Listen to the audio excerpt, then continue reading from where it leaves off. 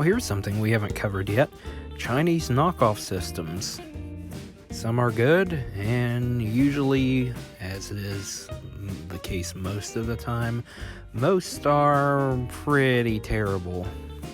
So today let's take a look at the good, the bad, and the ugly of Chinese knockoff consoles.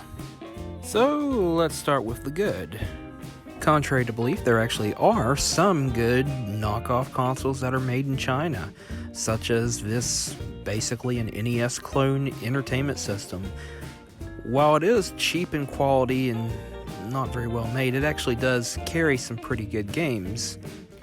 The only problem that it suffers from is that, well, you may get a bad one because, trust me, I have bought several of these for myself to test, and, well, let's just say this. I one time bought 8 of them for myself and to give to some friends, and of those 8, 3 of them didn't work.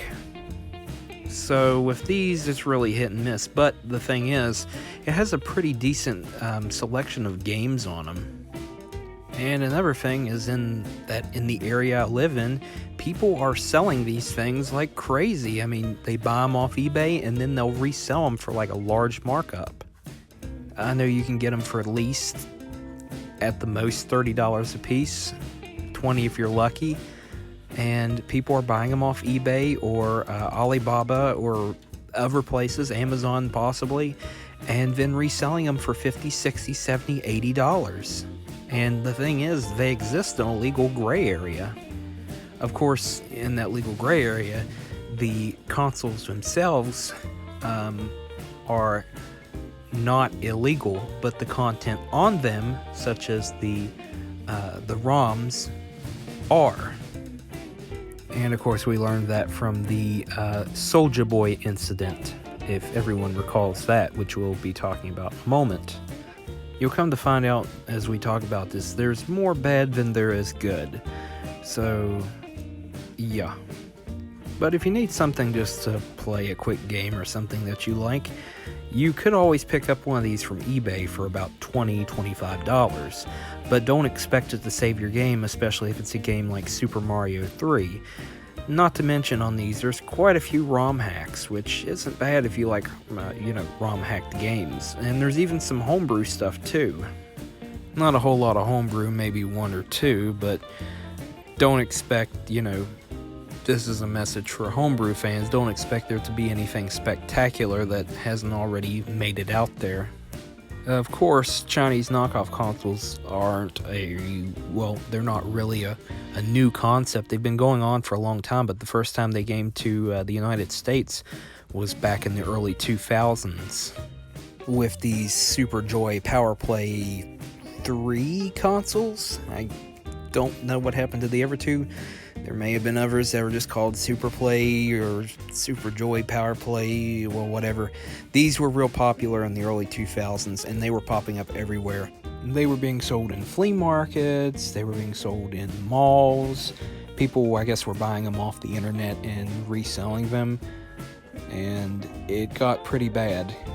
I remember hearing a story that someone who had worked at an electronics boutique saw that down the hall from them in a mall, they saw a man selling these, and they ratted him out and had him raided, and, well, electronic boutique later became GameStop, and we know how GameStop is. Long story short, Nintendo intervened. Of course, not only did it have built-in games, but you could also play Famicom cartridges on the back of it. I remember years later getting one of these at a yard sale and playing it, which I still have mine somewhere, but it didn't have a pretty bad game selection. It had about probably 300 or 400 different games on it. Today they're kind of a collector's item. They're not really worth anything. At most they're worth about $10. But if you're a video game collector and you just want to have something as like a memorabilia piece, I would recommend picking one of these up, but I don't really say it's a requirement. It's more or less just a nostalgia early 2000s thing where these were so popular. And they came in a couple different weighs. The main unit itself, of course, this one is the Nintendo 64 one, and they came in a couple different colors. Of course, when I was growing up, I had a Nintendo 64 style one. The controller was shaped like the main unit was shaped like a 64 controller. The cartridge, everything went in the main unit. And I had one that was blue. Now, there was also one that was shaped like a Game Boy Advance. And I did have one of those at one time, but it broke within like 2 weeks after I got it. I ended up getting it used at a yard sale for like $2. Anyway, what I was saying earlier, Nintendo intervened, and from what I understand, it ended with a lot of people going to prison for, I guess you could say, bootlegging. And a lot of them, it ended up, these were confiscated, places were raided, and they destroyed these. However, after that, starting around the mid-2000s, probably about 2007, 2008, they started becoming a little lax on these because they didn't really see them as competition. Of course, Nintendo was flexing their muscles pretty much as if they were a small country.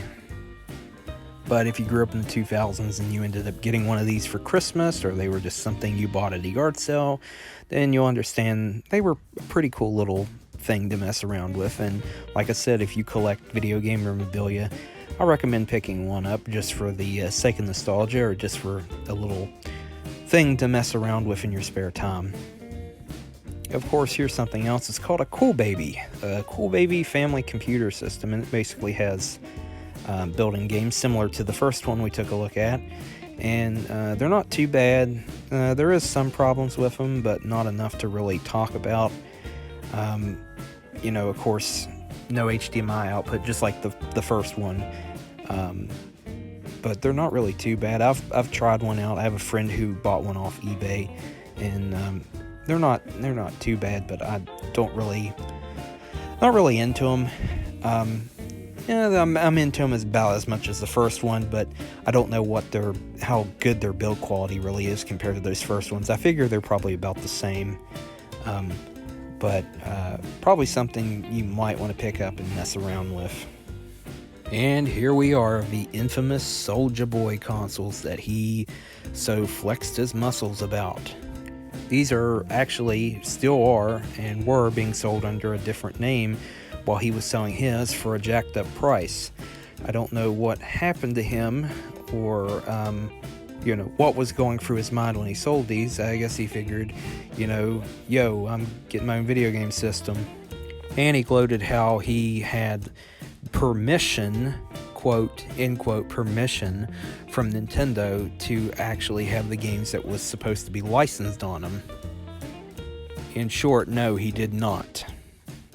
You can actually purchase both of these still through Alibaba or eBay fairly cheap, under $30 usually. I believe he was selling his for $100 or more. I can't remember. God, that was such a saga that went on. Everybody on YouTube was covering that. I mean, it was the most ridiculous thing in the history of the internet. And of course, we have come full circle to the Polystation, which is probably the cream of the crop of bad stuff that has came out of China for consoles. It's just not a game anymore. Oh yeah, you think that's disc-based? You flip that open flap right there, you just tap that button. It opens up, it reveals a cartridge slot. Yes, it's a Famiclone, and yes, it does have built-in games. Actually, it has 1 million and 1 games. In reality, it doesn't. It only has a handful of actual games that are, the rest are just the same game, but either palette swaps or, just the same game over and over again, and it makes you think there's, 1 million different games. There's actually not 1 million different games, or especially NES or Famicom games out there, unless you consider a whole lot of homebrew, but even with those, there's not enough.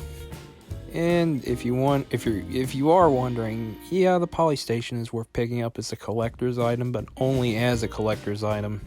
It's not particularly worth anything, but if you want one just to see what all the hubbub is about, then you might want to pick one up for a collector's item, but don't pay more than $15 for one used.